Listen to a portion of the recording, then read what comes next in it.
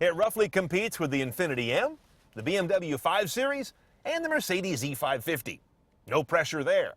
Let's jump in the 2012 Hyundai Genesis sedan, 5-liter R-Spec, and check the tech.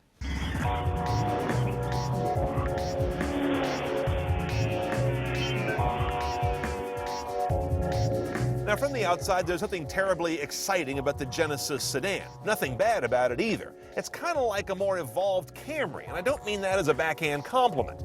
It doesn't have a lot of aero kit stuff, bulging fender wells, staggered wheel sizes, or any of the typical cues of an AMG or an M car. But that's okay because it doesn't want to play at that lofty level. Now, the first thing I say when I get into the cabin of the Genesis is it's quite simple. It's kind of restrained. Part of that is because they're competing with some very elaborate cars at a much lower price point. And here's your standard head unit on all these 5-liter R-Spec cars. That's an 8-inch color LCD. It's not touch. It's all operated by this controller here, which is kind of in the iDrive Audi MMI family. As you can see, the map resolution is really good. And even when I zoom well in, I'm going to get really nice, tight dot resolution, very good fonts on the actual street names themselves. But most folks are just going to enter an address. You can do that, of course, a couple of ways. You can go to this navigation menu right here, or you can use voice command right here on the wheel. Let's see how well it works. As you can see, I've got to tell Stupid that I'm in the navigation command mode, even though I hit the voice button while I was in navigation. That's a huge fail. Now, the other issue I've got with this guy is this weird mishmash of back commands. Back commands are critical in a car when you want to go back in your crumb trail to where you were. There's a back button here, but it doesn't always take you back.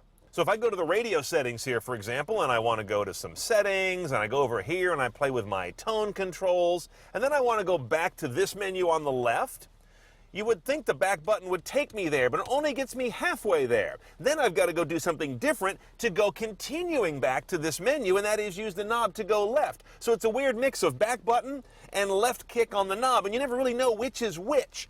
Another problem here, very complicated mess of buttons. There's map and guide on one button, and there's navigation and menu on another button.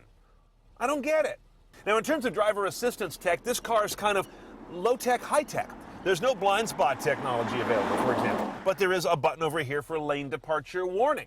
It is an advanced technology, but it's a warning. It's not the kind that gets in the way and will actually get you back in your lane. So it's kind of a middle. The warning comes through beeps in the car, and I think it yanks on the seat belt, kind of judders the belt, as opposed to some cars that will shake the wheel, others will shake the seat.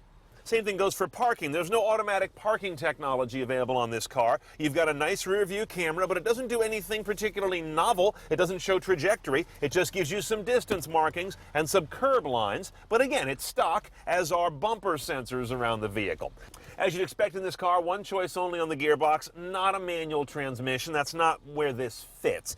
This 8-speed automatic is pretty impressive. That's a lot of gears. And again, that's going to be very much at the top of the stack with the number of cogs you're going to get in a transmission these days. And as we're going to see on the road, it works pretty well.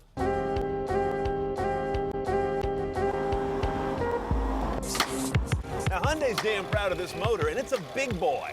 You know, that's coming a long way from what Hyundai used to stand for a few years ago. It's a 5-liter V8. It's gotten awards for being just a really beautifully engineered motor, and the numbers are good. 429 horsepower, 376 foot-pounds of torque. Notice the big drop-off there in those two numbers because this guy is a direct injection motor, but there are no superchargers or turbos on it. That's relatively normal by today's standards. As I mentioned, direct injection is a big part of how they get so much power out of it, but also how they get pretty good MPG. This 4,100-pound car goes to 60 in a little over 5 seconds while still delivering 1726 EPA rating. Now, while this car competes with some German brands that offer a lot of optional or even standard all-wheel drive, doesn't happen here on the Genesis. Again, part of the cost containment strategy, rear-wheel drive only, and as you can see, the engine's mounted traditionally, longitudinally, with plenty of it in front of the axle line right here. You know, when you're a car like this, competing with some serious German and established Asian competition, you've got to do the basics right first, and I can report the Genesis does that. Very high refined ride quality. Even though you've got a sports suspension, it biases more toward comfort than toward sport. That may disappoint you if you're looking for some kind of a bargain AMG ride, but at this price, you couldn't get there. Along those lines, the suspension, of course, doesn't communicate back that much road. The steering doesn't either. It's going to be more of a comfortable, responsive car than an extremely performance-oriented car. The engine, even under full load, never gets to any weird, grindy notes. That's another important win they've got to do here, because that doesn't sound like performance usually. It generally just sounds like cheap when an engine degrades into ugly noises. Now, this lane departure technology, this switch over here, only works at 43 miles an hour and above, according to Hyundai. That leaves out a lot of driving where you don't get the assistance of it. I do find, though, that it's pretty well calibrated in terms of when it picks up the line and decides to alert you. A lot of cars don't do all that well, but it doesn't start till a relatively high speed. Now, speaking of getting up to speed, that's one thing this car does really well in its cruiser fashion. I'm here on a twisty road in what is a big car with a pretty good amount of pounds on the hoof, 4,100 as I mentioned, and it has no problem getting up out of its own way.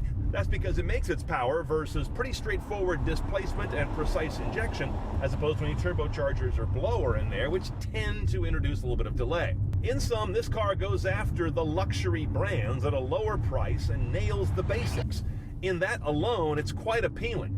But if you really want to go high-techy CNET style, you're going to be finding some key stuff missing.